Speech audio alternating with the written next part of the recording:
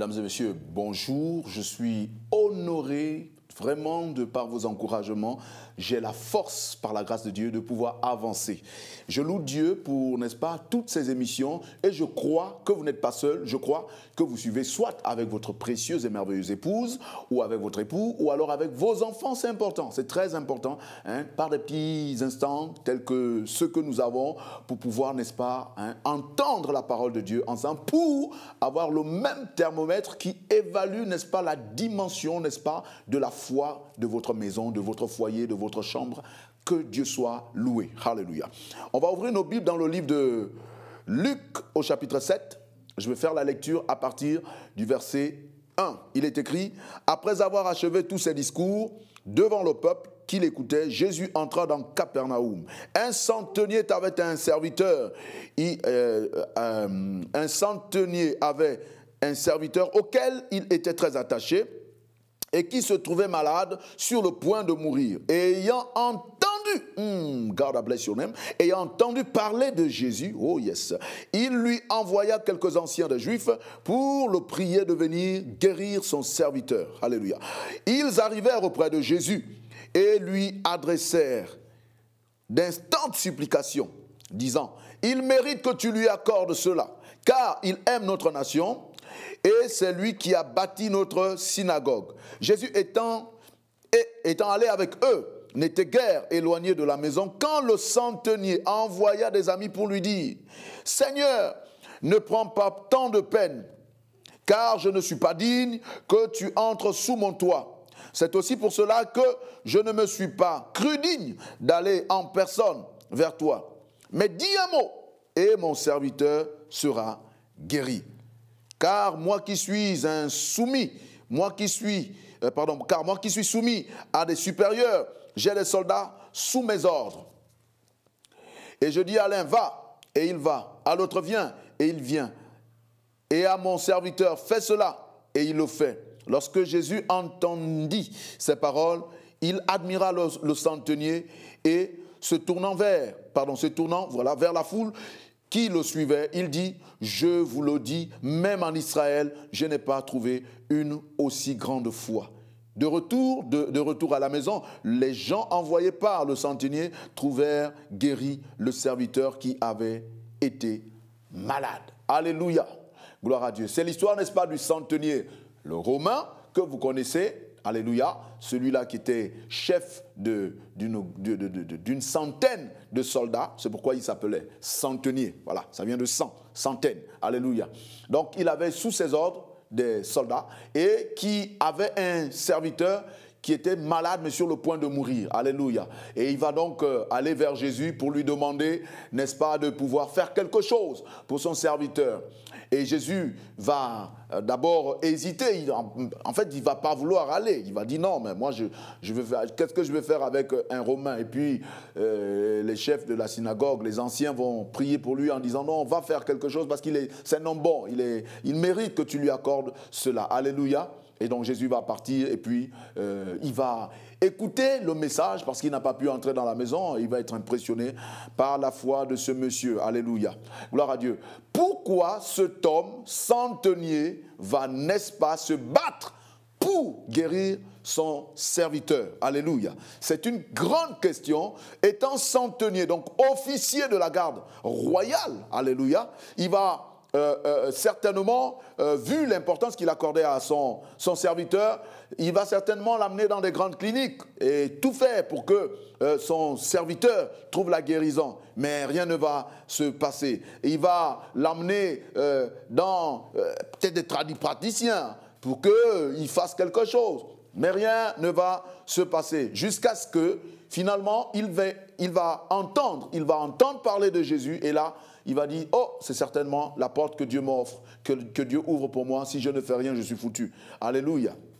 Gloire à Dieu. Et donc, Jésus va entendre, n'est-ce pas, le cri de cet homme et va venir. Alors, je voudrais vous faire comprendre quelque chose d'assez fort. Je vais, par la grâce de Dieu, vous donner le schéma prophétique, n'est-ce pas, de cette histoire. Je vais vous dire que si le centenier s'est battu pour son serviteur, C'est parce que ce serviteur avait une valeur inestimable. Voyez-vous, dans la Bible, il nous est rapporté l'histoire de notre serviteur. Ce serviteur se nomme Joseph. En fait, le mot serviteur ici, c'est mis pour esclave. C'était un esclave. Alléluia.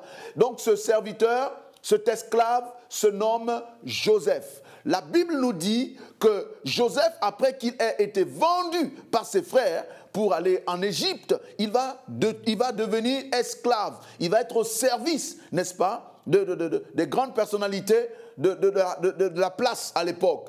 Et la Bible nous dit aussi que l'une de ces personnalités du nom de Potiphar, alléluia, va, n'est-ce pas, l'acheter et va lui confier certaines tâches. Et Potiphar va constater que tout ce qu'il demandait à Joseph de faire produisait, prospérait. Et là, Potiphar va lui proposer même toute la maison. Il va dire, désormais tu es le patron de la maison, moi je viens juste, tu me fais le compte rendu. Alléluia. Voyez-vous, le serviteur pour lequel le centenier s'est battu était un serviteur qui avait travaillé avec son corps, son âme et son esprit, avec tout son cœur. Il avait tout apporté pour le bien de cet homme. Alléluia. Mais je vais vous donner une autre image, encore plus forte. Écoutez-moi. Le centenier, le serviteur et les anciens, les trois étapes constituent les trois niveaux de l'homme. Le corps, l'âme et l'esprit. Le corps, c'est la partie du centenier. Le centenier, c'est la partie honorifique, parce que c'était un officier. Il méritait la crainte, le respect. C'est la partie extérieure de ta vie. C'est la partie extérieure que tu as. La grande maison, la somptueuse maison. Alléluia. Les grandes voitures. Gloire à Dieu pour tout cela. Amen. Ton titre. Tu es certainement, je ne sais pas, peut-être officier, comme l'était cet homme. Tu es peut-être ministre. Tu es peut-être conseiller du président de la République. Gloire à Dieu. Alléluia. Tu es ambassadeur. Tu es secrétaire particulière. Tu es quelque chose. Tu as une position influente. Que Dieu soit loué. Je t'informe, c'était la première étape. Le centenier. Avec ses galons, en fait, il méritait, il influençait, il était important dans la société. Mais ce centenier va faire une analyse profonde. Il va se rendre compte que si je perds mon esclave, toutes mes entreprises vont tomber parce que cet esclave était la clé du succès de cet homme. Oh my God, je veux te dire que pendant que ton extérieur, n'est-ce pas, a des costards, des belles cravates somptueuses, luxueuses, et que tu es dans la clim, tu as une partie de toi, une autre partie de toi, et en plus qui est stratégique, c'est ton âme. Ton âme, le serviteur, ici représentait l'âme du centenier. Ton âme qui est en train d'agoniser. Ton âme qui est malade et sur le point de mourir. Mais tu ne fais pas attention. Tu ne fais pas attention puisque tu es sous la clim. Tu es aisé, my God. Oh, quand tu te lèves le matin, tu as ton petit déjeuner, ok? Tu es à l'aise, tu as toutes les vitamines qu'il faut. Amen. Et avant de te coucher, tu es sous traitement, tu prends des calmants. Tu n'entretiens que la première partie, que le corps. Tu n'entretiens pas ton âme et ton âme est en train d'agoniser. Ton âme est en train de souffrir. Ton âme est sur le point de mourir. Mais si tu ne fais rien, tu risques de te retrouver dans les flammes. Alors, comme le centenier avait entendu parler de Jésus, je te parle de Jésus de telle sorte que tu te ressaisisses comme l'avait fait ce monsieur et que tu dises à Jésus, viens dans ma vie, j'ai besoin de toi. Tu as besoin de Jésus, tu as besoin du Seigneur. Alléluia. Est-ce que tu veux donner ta vie au Seigneur? Ok, c'est bon, nous allons prier. Dis avec moi, Seigneur Jésus, je suis comme cet homme, j'ai des apparences, j'ai une apparence influente, j'ai tout ce qu'il faut, mais il me manque le plus important, c'est toi dans mon cœur. Viens dans mon cœur comme sauveur et Seigneur personnel. À partir d'aujourd'hui, je t'appartiens. Merci Seigneur, parce que tu es mort à la croix pour me sauver. Père Céleste, je suis ton enfant, écris mon nom dans ton livre de vie, car désormais, bien, je louerai ton nom, je vais t'obéir, je veux te suivre et je vais te servir. Au nom de Jésus, je suis né de nouveau. Amen.